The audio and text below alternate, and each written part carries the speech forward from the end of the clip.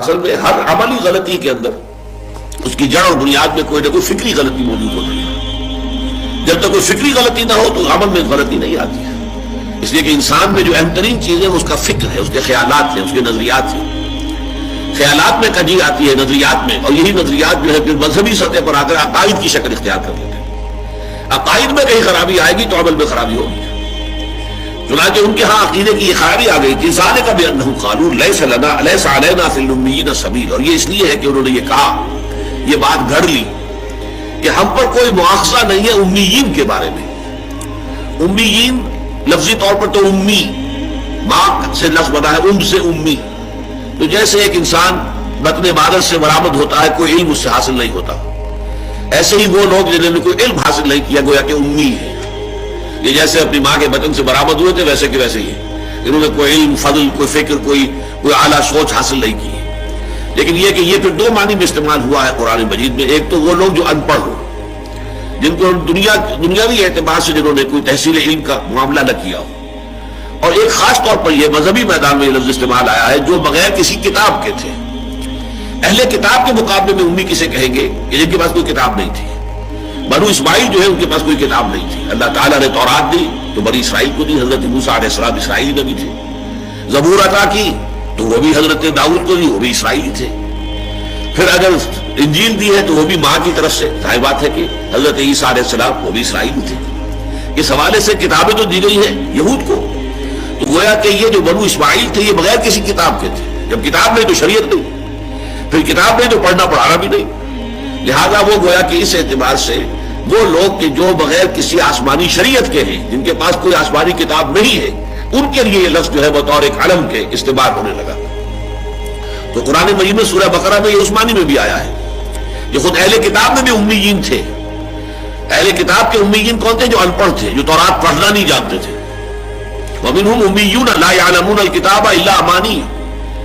انہی اہل کتاب میں سے وہ امی بھی تھے، ان پڑھ. ظاہر بات ہے جیسے کہ ہمارے لوگ ان پڑھ ہیں کہ قرآن کو نہیں جانتے کہ قرآن میں کیا لکھا ہوا ہے، چاہے وہ پی ایچ ڈی ہو، لیکن اگر عربی نہیں پڑھی ہے، انہوں نے قرآن نہیں پڑھا ہے، تو وہ قرآن کے اعتبار سے ان پڑھ ہے، امی ہے. تو اسی طریقے سے یہود کے بارے میں وہاں کہا گیا سورہ بقرہ میں.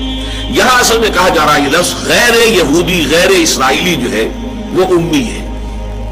اور اس کے لیے جو انگریزی میں الفاظ استعمال ہوتے ہیں گوئمس اینڈ جینٹائلز، اور ان کا تصور جو ہے جو بعد میں بنا، تورات میں نہیں تھا یہ، لیکن تالمود تک آتے آتے اصل میں تورات پر جو پھر تفصیلی شریعت وجود میں آئی ہے، وہ ان کے جو ربائی ہوتے تھے، جو عالم ہوتے تھے، ان کے فتوے، ان کا اجماع. اب جیسے ہمارے ہاں فقہ حنفی کیا ہے، قرآن اور سنت سے استنباط کر کے علماء احناف جو ہے انہوں نے کچھ فتوے دیے.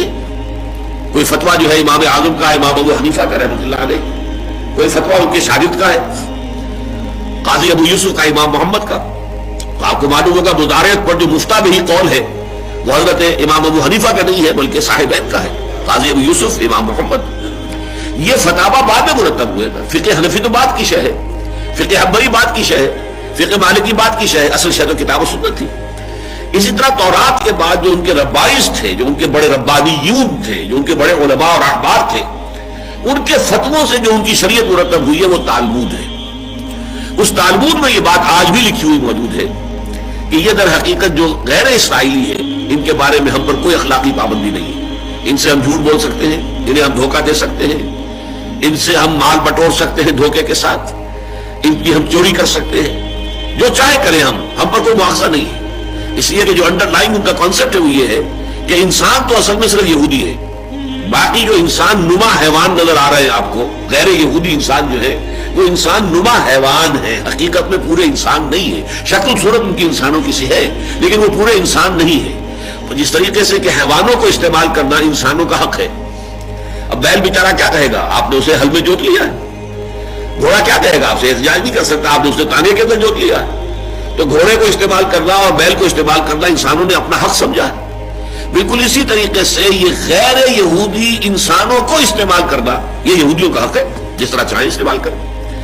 تو جینٹائل اور گوئمز کے بارے میں یہ فلسفہ ہے جو تالمود کے اندر وجود میں آیا ہے، اور یہی در حقیقت اب ان کا ضابطۂ حیات ہے، ان کا قانون ہے، ان کی سوچ ساری اسی کے گرد گھومتی ہے. تو انہوں نے یہ کہا کہ ہم پر کوئی مواخذہ نہیں ہے امیین کے معاملے میں، انہیں جیسے چاہو دھوکہ دو، ان کے ساتھ جیسے چاہو خیانت کرو، ان کا مال جیسے چوری سے بائی ہوک اور بائی کوک جس طریقے سے حاصل کر سکتے ہو तुम हासिल कर सकते हो, तुम पर कोई मुआवजा नहीं।